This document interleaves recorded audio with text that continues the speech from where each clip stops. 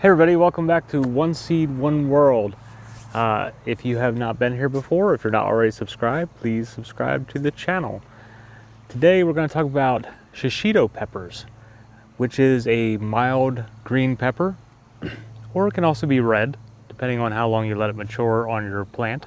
But it's a mild chili pepper, very mild. It's very similar to really in heat or flavor to like a bell pepper. However, about 1 in 10 of each shishito pepper can be a little bit more spicy. Although really the max on average is about 200 Scoville units, which is really pretty mild. But you consider like the jalapeno runs on average about 5,000 on the Scoville scale. So if you compare 200 to 5,000, you know, a little tiny bit of heat. It even has less heat even when you hit one of those spicy ones, would even be less than say a poblano, which runs more like around the 500, or an Anaheim, which runs around the 500. Those two are pretty close on average. So the shishito pepper, way back when, didn't really originate in Japan. It is probably a hybrid of a similar looking pepper. I can't remember the name of it now. Something pimento de padron, something along those lines. Hybrid off of that, which was another mild pepper that probably came from like Peru or someplace South America where most peppers originated from. But at some point it made it to Japan, and then Japan kind of made, with its hybrids, its own version of, which then became the shishito, which is a derivative of the Japanese word shishi, which means lion or lion's head, something along those lines. And so I think it's also known in Japan as a lion's head chili pepper. But really, again, they're very mild, kind of have a sweet taste. Somewhat like just picking it out of the garden, you know, they're pretty small. They're a little kind of like wrinkly looking pepper. They're very thin walled, so they are nice for snacking.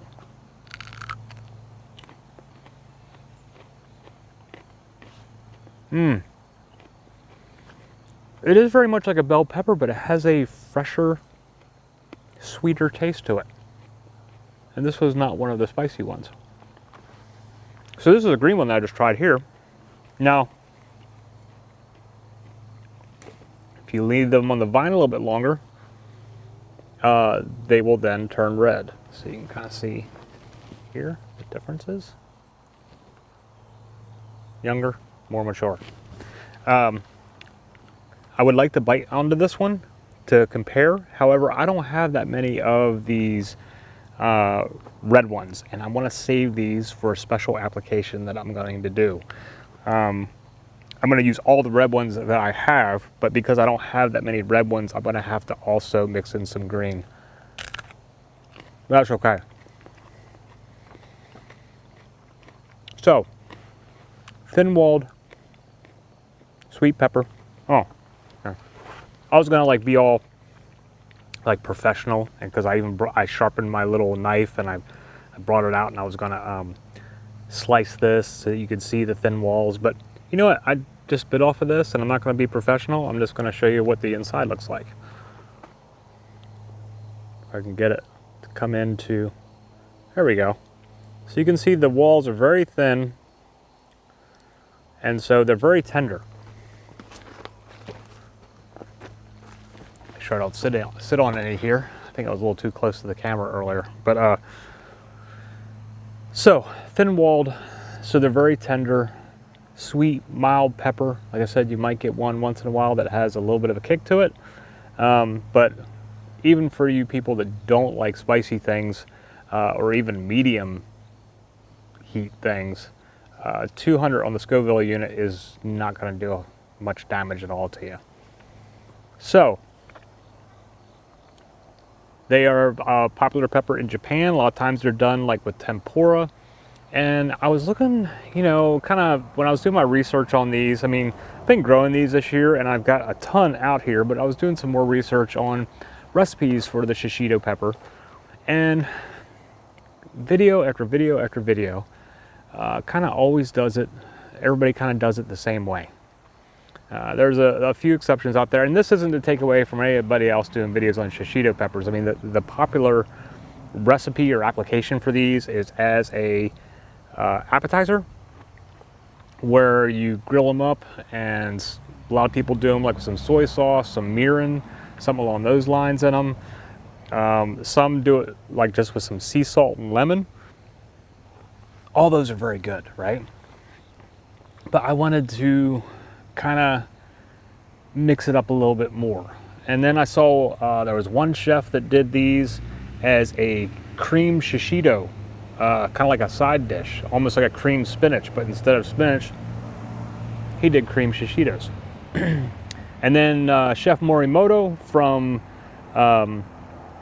like Iron Chef Japan and Iron Chef America. He also has, I think, a restaurant in Philly and multiple other areas. I'm sure he's got multiple restaurants. I saw a whole show on when he opened up the one in Philadelphia. But anyway, Chef Morimoto does one that is with, I think he fries it first, and then he stuffs it with goat cheese, and then I think he bakes it to kind of melt the cheese a little bit, and then he tops it off with some like soy sauce and bonito flakes and a couple other little things. So I'm going to do a take on Chef Morimoto's version, but I'm going to do a different side note that I haven't really seen as a kind of a full ensemble. What I'm going to do is ferment some of these and make a shishito fermented sauce, and then we will cook up some of these shishitos, stuff them with goat cheese, and then top them with the fermented sauce. So this actual video, while you're in YouTube time, you're going to see this all in a few minutes, but this is going to be a process over several days, because I'm going to start my ferment today. But I'm going to do a very short ferment. A lot of times when you ferment peppers, you might do it for 5-6 days, maybe 2 weeks, 3 weeks. If you're making like a hot sauce, I'm going to get a serious like hot sauce going on, or serious ferment going on if you're making some sort of a hot sauce. I've done those in the past. But this, we're going to do a very short ferment. We're going to do this for 3 days, including today. What's the day? Monday? Tuesday, Wednesday, Thursday. Thursday, we're going to finish this video up. Although you'll see it in all one piece. So what I'm going to do is start picking as many of the red ones as I can get out of here, minus the leaves. But I'm going to get as many of the red ones as I can get out of here for the sauce. And we'll do our ferment. But then we'll also use some green ones, and then the ones that we will be stuffing with the goat cheese will be the green ones. But I'm going to get as many of the red ones in the sauce as I can. So let's get started on getting these out of here. I just need a quart jar full. That's all I need. So I don't have a quart jar's worth of red ones though. But we'll get as many as we can get.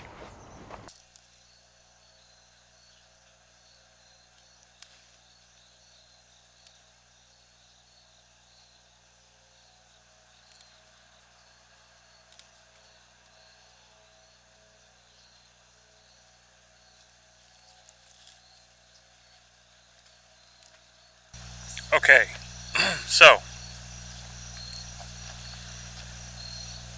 got the jar here, mostly red, but as you see right here, got a few green in the top.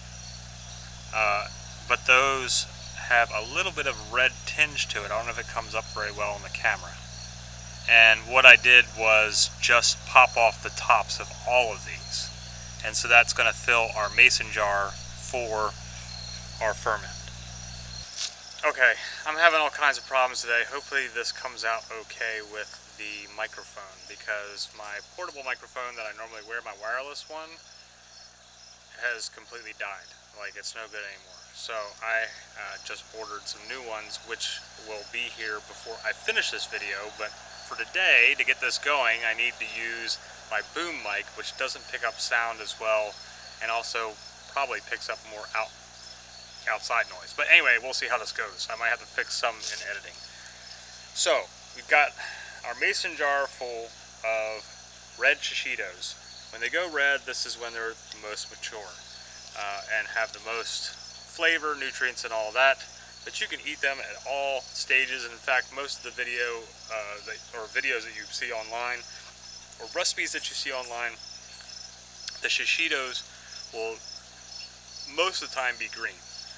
But for this ferment, we are going to use as many red ones as we can. Also, these are very nutritious. They've got all kinds of like B6 and K, D, A, all those good vitamins that you need that you would get from peppers. So healthy. Now, with a ferment, we're going to even enhance some of the healthiness that comes from it, because there's all kinds of extra stuff that comes out of ferments when it comes to nutrients that you need for your body. So if you want to get into fermenting outside of beer, which I have also made plenty of beer over the years, beer not as healthy as fermenting vegetables. So anyway, so how we doing this ferment? I have here in this mason jar, this is 1.5 tablespoons of sea salt, not iodized, but 1.5 tablespoons of sea salt to 1 quart of water, which we will now add to this. And one thing that you want to make sure when you are fermenting is that everything stays under your liquid. Okay? And I have some weights that I am going to use to put down on top of this, which they're inside, so they won't be on this video. But we're going to let this sit in here, and basically what the salt liquid is going to do is prevent any oxygen from getting in and just letting it start to ferment. You'll start seeing some bubbles and stuff, just like if you made beer, wine, mead, you start seeing the fermentation. Same thing happens if you ferment vegetables or fruits. This we are just doing on a much smaller scale. So, I'll put a weight on this to make sure, because I got one little floaty here. Maybe I can tuck him down in. Oh, actually, I got these tucked down under the shoulder of the glass jar pretty good. I have one floaty popping up, but I have them tucked down under there pretty good. So maybe I'll just keep an eye on this, and maybe I won't need to use the weight. One other thing that you can do, be right back. Okay, so this is a grape leaf. It's probably not the best looking grape leaf, because it's getting late in the season, but we'll use what we have.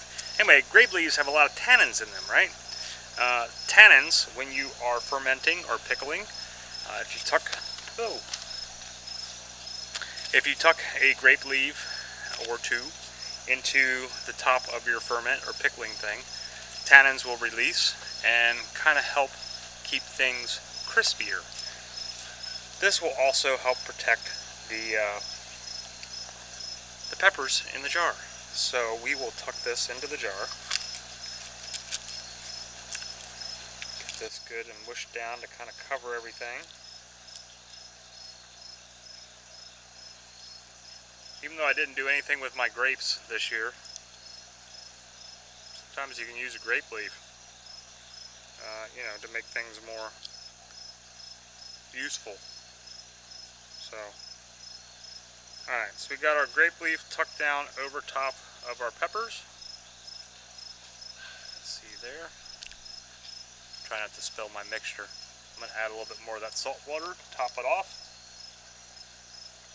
Our brine. Everything's covered. One pepper seed trying to escape here. Alright, there we go. I've got one of these fermenting lids that screws right onto a mason jar. Okay, and this is a bubbler, so this will keep oxygen from getting in, and which oxygen is your enemy in this case, because that can create all kinds of nasties growing in there. So this keeps the oxygen out, but also lets, as this starts to ferment, gases will start building up in the jar. And the bubbler, which just has some water there in the top, this will let the gases escape and not let the oxygen in. And now we will put this somewhere, probably like in the pantry where it's kind of cool, room temperature dark, so we have a good fermenting temperature. You don't want it too cold, you don't want it too hot, you know, around your normal house temperature, probably hopefully is around 70 some odd degrees. It's good for fermenting. So that's what we're going to do first, and start fermenting these shishitos. And like I said, this is going to be a short ferment. So today is Monday, we're going to come back on Thursday and do the second part of this video and show you how to make up a little shishito dish with stuff with goat cheese, grilled, all that kind of stuff, but then topped with what hopefully will be a delicious ferment sauce. Alright, let's go get this inside. Okay, so remember I said that we were going to do this on Thursday and check our ferment and make our sauce and all that with the shishitos within 3 days. Well, didn't quite get to it on Thursday, had other things going on. And then I went away to the woods up to the Stony Run property for 3 days, so wasn't able to get it done then either. So we are now 7 days into our Shishito Pepper ferment. It's been exactly 1 week. And so here we go. Maybe you can see that it's a little cloudy. That's normal when you're doing your ferments. The brine will get cloudy. And see if I can get, kind of see it's bubbling maybe a little bit. I don't know if you can see that on the camera. You tap it, get little bubbles coming up. So all right, let's check this and see where we're at.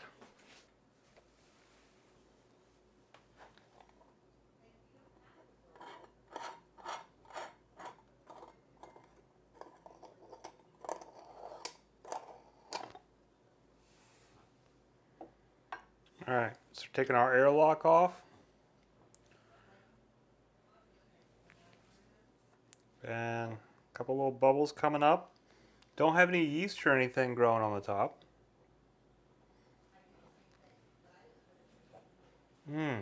That smells good though. So, let's get this out of there. Okay, so I'm just going to take this grape leaf out. That's what was helping hold everything down. Step one, I'm going to pour this brine off because I think if I included it all, it would end up being way too liquidy. I want more of a thicker sauce, so we're going to dump that out.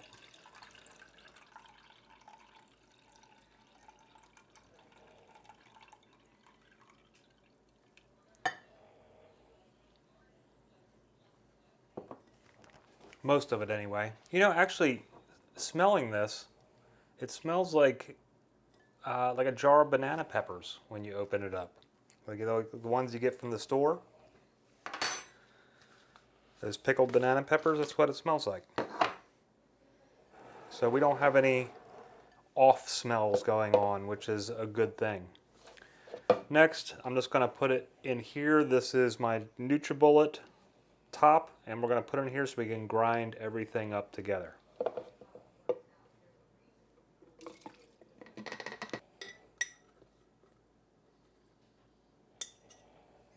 Look how bright these are. Hope that comes up good on the camera. Really vibrant colors though. But I need to mash this down in here a little bit to make room for the rest. There we go.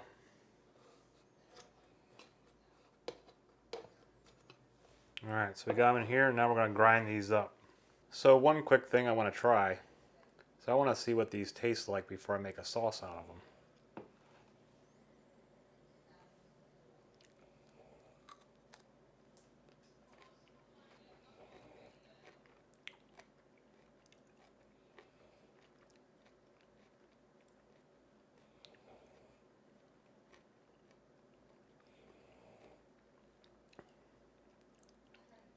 This one actually has like a little bit of a burn to it. This might be one of the little bit of a spicier one. Not much though.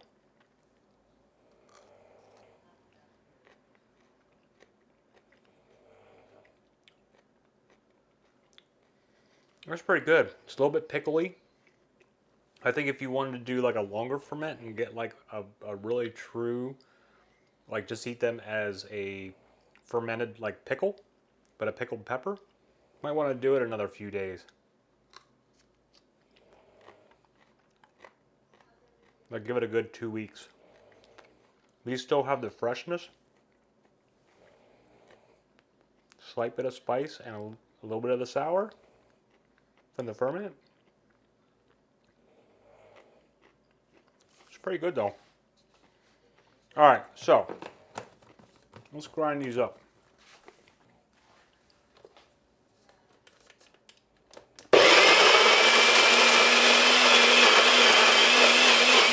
So you see, once you grind it down, you don't get a whole lot of sauce left out of just one jar. But we don't need a lot. This is just for our dipping sauce. Okay, so I just did a little taste of just the sauce itself. It does have a little bit of a burn, so I must have had a couple of the spicy ones in there, but it's still fairly mild. It's not gonna like kill you, but it has a little bit of a burn to it, which is kind of nice. I like the spice. I can feel it in my ears just a touch.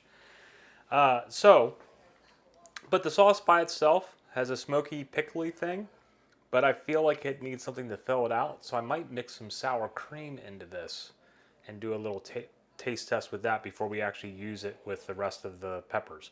But now, let's go out to the garden and get the green ones, get them on the grill, and start that up so that we can get them stuffed with the goat cheese and do all that fun stuff. Beautiful color sauce. Okay, so we're back out here at the Shishito Pepper plants, and we're going to pick a few. We don't need that many for this particular recipe, but it will depend on how many people that you are cooking these up for. But I think, let's see, 2, 4, 5, and these plants are loaded.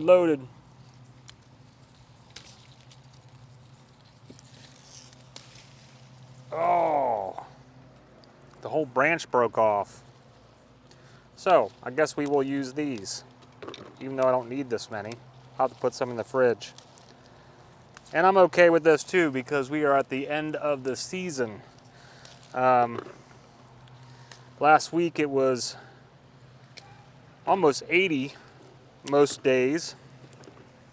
And then Saturday we got a rain and fall decided to show up. And got up in the morning and it was in the low 50s and even 40s overnight. We actually even had a fire in the fireplace last night. And the rest of this week is supposed to be about the same.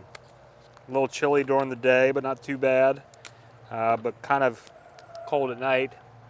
And also, by next weekend, it's supposed to be in the 30s at night. So I'm gonna have to come out this week and harvest everything else to get it cleared out. But that'll be a different video.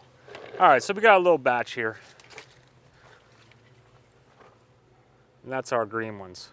So now we're gonna go put these on the grill. Let's go do it. Okay, so we have some of these sliced up. Gonna do these. Wow, this is hot. Let's get this flame down a little bit. We're gonna do these just like we did the Anaheims. Only the difference is that these have been stemmed and seeded. We're gonna give, of course I'm gonna have leaves flying in here since it's such a windy day out. Not the best day I think that I chose to do this. But let's get these on and get them blackened up a little bit. Get them a little bit grilled.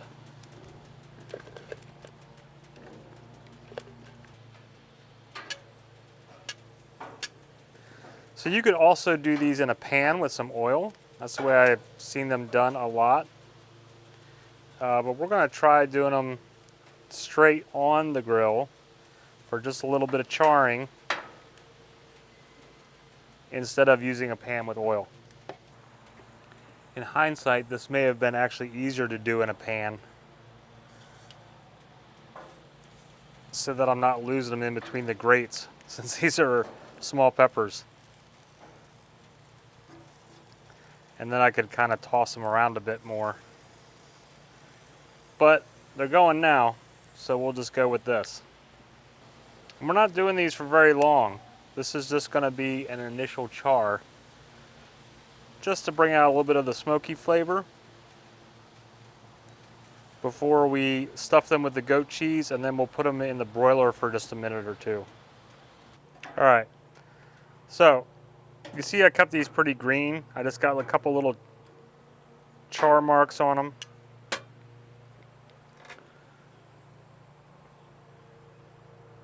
Most of them are still pretty green.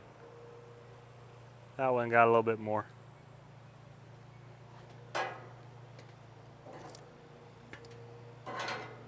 But we're just doing a quick short char.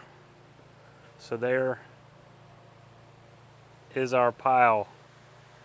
Now we'll let these cool for a second, and then we're gonna go get some goat cheese in these bad boys. Okay, so we're just taking the goat cheese,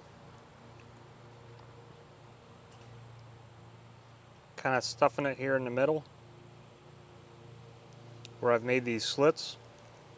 And since they've been grilled a little bit now, the slits have opened up even more. You could do this with cream cheese too, but I like the extra little bit of bite and gaminess of the goat cheese. Of course, when Morimoto did this on his video, when he put goat cheese in his, he had some kind of like little, his was softer and it was like a little tube that he could squeeze it into. I don't have that. So I got to do a little bit more work with a knife. This wind out here today is crazy. Okay, so here we are. Stuffed with goat cheese. Got them on the sheet pan, and I'm gonna go put these in the broiler for just a minute or two. So the broiler's on 500 degrees Fahrenheit, and we'll let these kind of melty up a little bit before we're ready to serve with our sauce.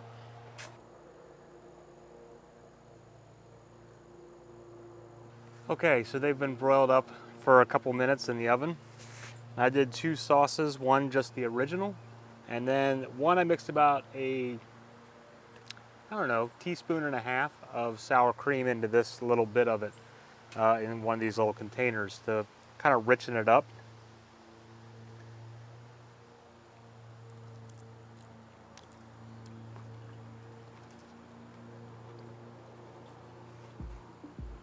Holy crap.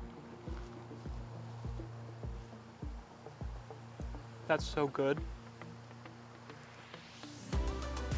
It's a little bit spicy from the sauce. Some of the ones that I put in the sauce, the ferment, had a little bit of spice going on. It's a little bit spicy, smoky. The sour cream makes it a little creamy too. Cuts a little bit of that tiny bit of heat. And then the goat cheese on these grilled, get out of town, man.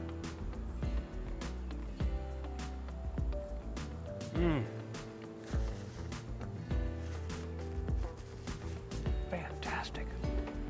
So now I'll try one with just the fermented sauce by itself without the sour cream.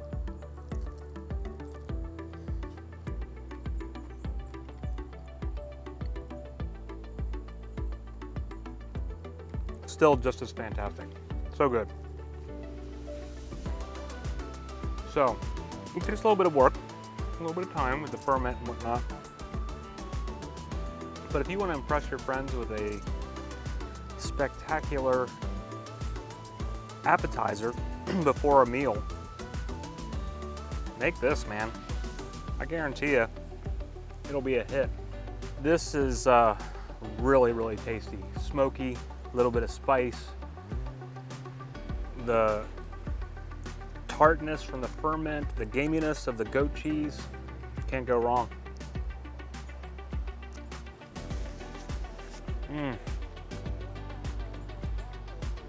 I'm eating these immediately. Anyway, try doing some shishitos. They're amazing little pepper and they make great appetizers, and they're pretty versatile, you know, for stupid bugs out here. They're really versatile. I mean, you can do just a simple grill with like lemon juice or some soy sauce and mirin or something like that, some garlic, or you can get a little bit outside the box, stuff them with maybe some different cheeses, grill them up, make some sauces. The ferment sauce really goes super well with this, and is just, this fermented sauce would go well with a lot of other dipping type things as well. So try these things out. But whatever's going on in your neck of the woods, in your gardens and your homesteads, I hope it's gone fantastic for you. I hope you're getting some great produce and making some fantastic meals and trying out some new things, because you never know what you might come up with, and it could be a super hit that will be part of your repertoire from now going forward. Anyway, I hope you're having a great day, and we will see you again soon. Subscribe to the channel. Namaste.